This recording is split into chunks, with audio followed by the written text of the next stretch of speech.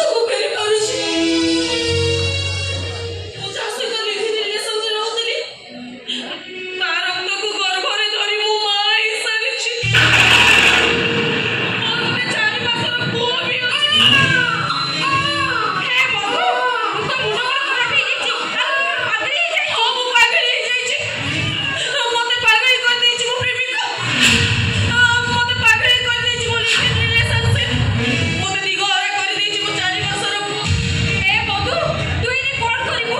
ମୋ କଥା ମାନ, ତୁ ତୋ ପ୍ରେମିକ ଘରକୁ ଯା, ସେଠି ଯାଇ ସବୁ ସତ କଥା କହ, ନହେଲେ ମଉସା ପାଖରେ ସବୁ ସତ କଥା ମାନି ଯା। 4 ମାସ ହେଲା ପିଲାଟାକୁ ୟା ପାଖରେ ତା ପାଖରେ ଦେଇ ମୁଁ କାହାକୁ କେତେ ମିଛ କଥା କହି ଚାଲିଛି। ୟା ହାୟାର ଷ୍ଟୋରି ପାଇଁ ବାହାରକୁ ଯାଇଛନ୍ତି। ଯେତେବେଳେ ଫୋନ କଲି ସେ ଗୋଟିଏ କଥା, ମୁଁ ଗଲେ ତମକୁ ବିବାହ କରିବି। ଏଇ 4 ମାସ ହେଲା ତାକୁ ଫୋନ ବି ଲାଗୁନି। ଆରେ ଏ ବଧୁ, ତୁ ଏତେ ଗୋଟେ ଏଜୁକେଟେଡ ଝିଅ ହେଇ ଏମିତି ଭୁଲ କେମିତି କରିପାରିଲୁ? ପେଟ ଭିତରେ ସେ ପିଲାଟାକୁ ମାରିଦେଲୁନି କାହିଁକି? ମୁଁ ଚେଷ୍ଟା କରିଥିଲି ଲୋ, ହେଲେ ତାଙ୍କର ସେଇ ଗୋଟିଏ କଥା, ଆମ ପ୍ରେମର ସ୍ମୃତିକୁ ତମେ ନଷ୍ଟ କରିବନି। ତାଙ୍କର ଆଣ ନିୟମର ଲକ୍ଷ୍ମଣକାରକ ମୁଁ ଡେଇଁ ପାରିଲିନି। ତାହେଲେ ତୁ ଏଇନେ କଣ କରିବୁ? କିଛି ଦିନ ପରେ ମୋ ବାହାଘର।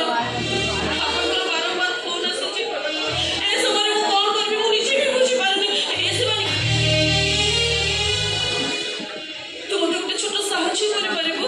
ମୁଁ ତତେ ସାହାଯ୍ୟ କରିବି, କଣ କହ? ତୁ ମାସକ ପାଇଁ ମୋ ପୁଅକୁ